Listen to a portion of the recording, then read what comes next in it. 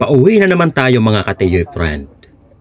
At syempre, nagsakay lang tayo ng bus. At syempre habang nakikita ko yung paligid ng aking mga dinadaanan, abay syempre kinuhaan ko ito ng video dahil sa napakagandang mga bulaklak sa kalsada.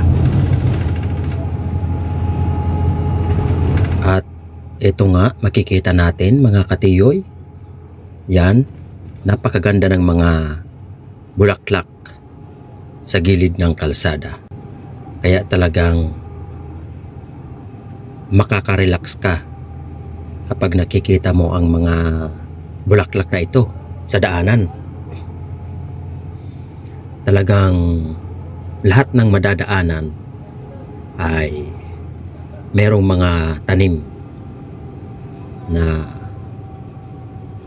bulaklak o kaya mga kulay green na pananim or tinanim.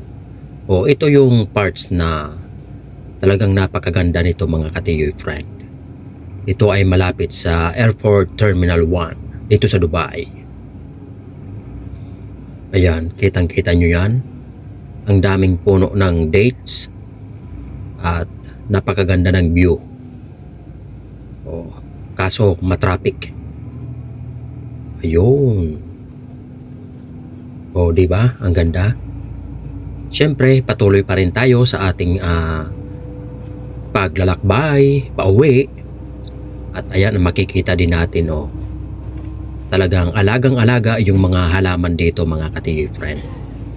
Lahat ng madadaanan natin ay talagang merong mga nakatanim na malaliit na puno at may mga halaman. Hindi mawawala dyan ang mga Bermuda grass at talagang nakaka-relax kapag nakikita mo yung mga bulaklak na ganito. O di ba? Talagang napakasaya at marirelax yung isipan mo kapag makikita mo siya sa labas habang ikaw ay nasa loob ng bus at nakasakay. O yun. At habang nakasakay ka sa bus ay nakikinig ka naman ng mga sound mula sa iyong cellphone. O at ito ay talagang makikita nyo mga katiyoy friend kung gaano kalinis at kung gaano kaganda na view dito po sa Dubai. O yan, talagang malinis at napakaganda. Kaya kung kayo ay bibisita dito, abay, sulit na sulit ang inyong pagbabakasyon or pagpupunta dito. O siya mga katiyoy friend, bye bye.